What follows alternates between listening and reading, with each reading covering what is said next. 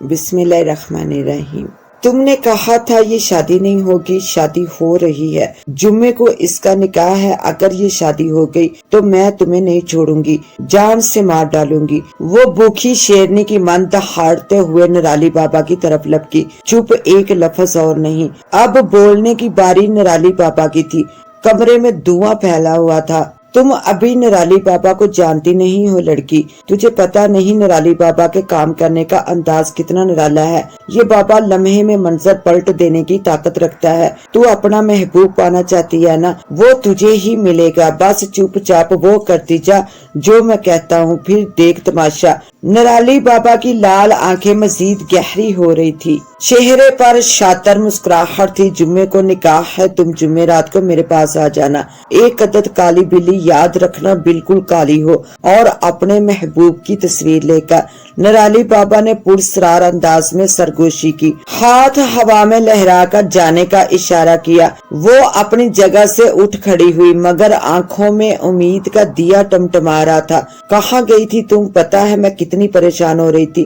حلیمہ نے مومنہ کو باہر سے آتے دیکھا تو پاٹ دار لہجے میں پوچھا، میں تم سے پوچھ رہی ہوں۔ مومنہ کی خاموشی سے چڑ کر حلیمہ حلق کے بال چیخی۔ نرالی بابا کے پاس گئی تھی۔ مومنہ نے نگاہیں چراتے ہوئے بظاہر لاپرواہی سے کہا، کیا میرے لاکھ سمجھانے کے باوجود؟ حلیمہ نے شکوے بھرے لہجے میں کہا، میں چاہ کر بھی خود کو روک نہیں پائی۔ اپنے ہاتھوں اپنا گلا گونٹنا آسان نہیں ہوتا اماں۔ ارباز میری زندگی ہے، وہ مجھے نہ ملا تو میں مر جاؤں گی اماں، نہیں جی سکوں گی۔ اگلے لمحے وہ حلیمہ سے لپٹی سسکیاں بار رہی تھی، اور حلیمہ حیرانگی سے بیٹی کو بلکتا دیکھ رہی تھی۔ حلیمہ کی آواز پر الماری میں منہ دیے کھڑی مومنہ کے ہاتھ سے مارے گھبراہٹ کے کچھ چھوٹ کر چھن کی آواز کے ساتھ فرش پر گرا تھا۔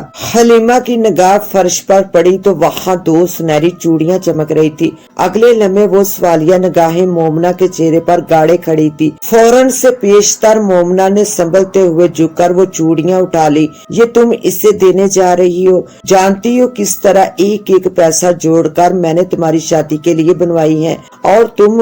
دکھ اور افسوس کی شدت سے حلیمہ کا جملہ ادھورا رہ گیا۔ اوہو، ایک تو میری اماں جذباتی بہت جلد ہو جاتی ہے۔ ذرا سوچو، ارباز مجھے مل گیا تو ان دو چوڑیوں کی کیا اوقات؟ وہ تو ایک جھٹکے میں مجھے 12 چوڑیاں بنوا کر دینے کی طاقت رکھتا ہے۔ بس دعا کرو میرے من کی مراد بار آئے۔ مومنہ کے لہجے میں محبت تھی یا لالچ؟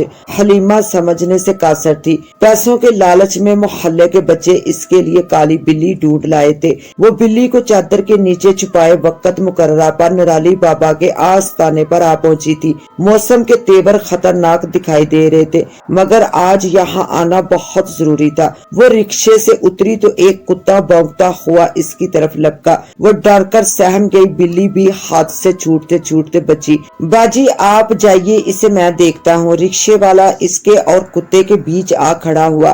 وہ تشکر امیز نگاہ اس شخص پر ڈال کر تیزی سے دروازے کے اندر داخل ہو گئی۔ کتوں کے بھونکنے اور بجلی کے کڑکنے کی آواز ماحول کو پرسرار بنا رہی تھی۔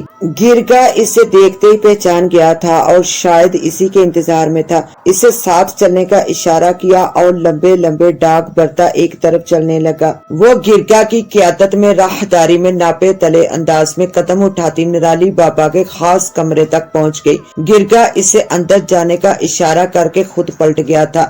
دھڑکتے دل کے ساتھ پردہ ہٹا کر قدم اندر رکھا۔ میاؤں بلی کی اچانک نکلنے والی تیکھی آواز نے اسے ڈرا دیا۔ منہ پر ہاتھ رکھ کر اپنی چیخ کو بامشکل روکا۔ چند لمحے اپنی سانسیں بحال کرنے کے بعد وہ آگے بڑھ گئی۔ ایک ناگوار سی بو اس کے نتنوں سے ٹکرائی۔ بابا جی کمرے کے وسط میں جلتی آگ کے سامنے بیٹھے ہوئے تھے۔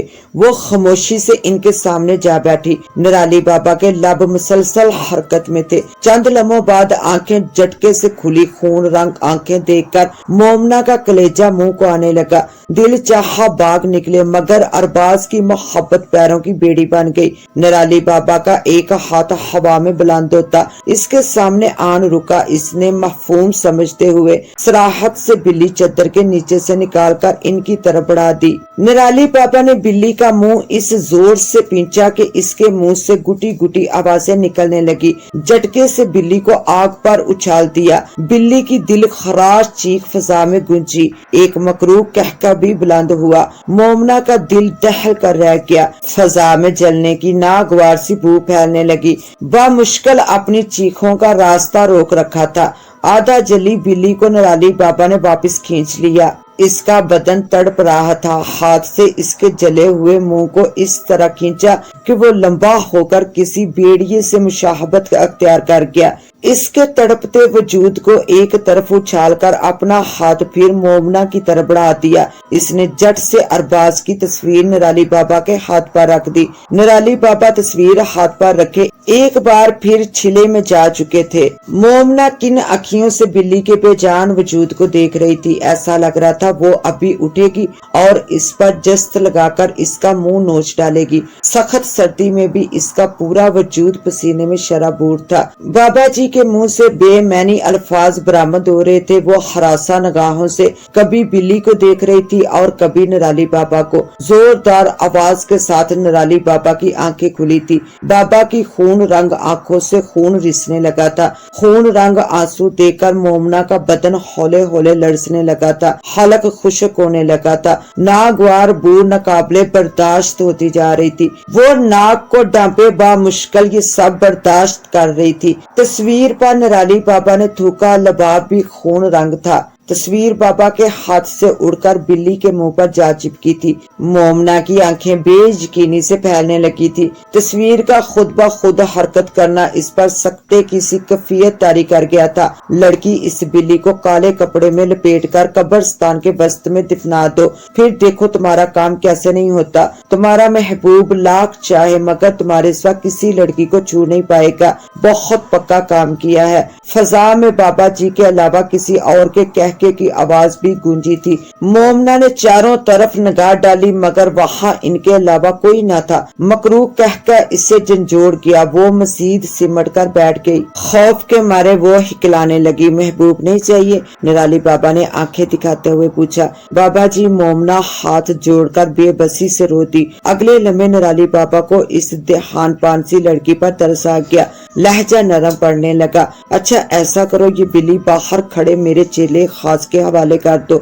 मोमना जोर जोर से नफी में सर हिलाने लगी। आंसू रुखसार पर लड़ी की सूरत में बह रहे थे। अच्छा तुम जाओ और जाते हुए इसे मेरे पास भेज दो। निराली बाबा इसके खौफ को बांध चुका था। वो जली हुई खौफनाक बिल्ली को छूना नहीं चाहती थी। मोमना ने कांपते हाथों से परस से सुनहरी चूड़ियां निकालकर निराली बाबा के हजूर पेश की और भाग जाना चाहा। बमुश्किल चादर संभालती बरक रफ्तारी से बाहर निकली। बर्दाश्त जवाब दे गई। अरबाज जज्बात संभालता अरूसी कमरे में दाखिल हुआ। ताजा गुलाबों की खुशबू ने असाब पे अच्छा असर डाला। दुल्हन के वजूद में हल्की सी हरकत हुई। वो छोटे छोटे कदम उठाता करीब चला गया। अस्सलामुअलैकुम, गला खंखार कर सलाम किया। वालेकुम सलाम। कोयल सी आवाज कानों से टकराकर दिल को गुदगुदा गई। आखिर इसने हाथ बढ़ाकर घूंघट पलट ही दिया। हया के बार से झुकी पलके बामुश्किल उठी। एक दिल खराश चीख फजा में बुलंद हुई। अगले लम्हे दुल्हन बेड पर इसके सामने बेहोश पड़ी थी।